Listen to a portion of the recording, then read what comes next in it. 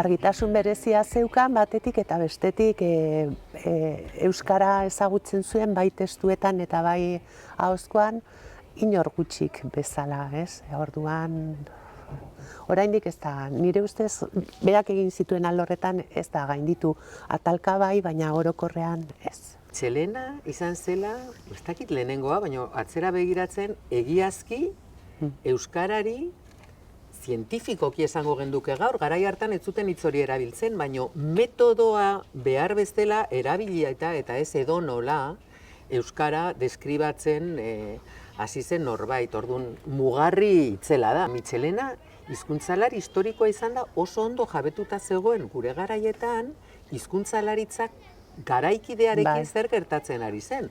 Txonski irakurria zeukan. Eta zeuskan eritziak ez ziren tontakeria bat. Mitxelena benetako intelektual handi bat izan zela, eta orduan karo bere itzala ez da bakarrik bere alorrean. Haizik eta euskararekin ikutzen dutenak Mitxelena etzen izan bakarrik, eta nik uste dugu ere saiatzen garela hori egiten, akademiko bat bere dorretxoan bizi izan zena.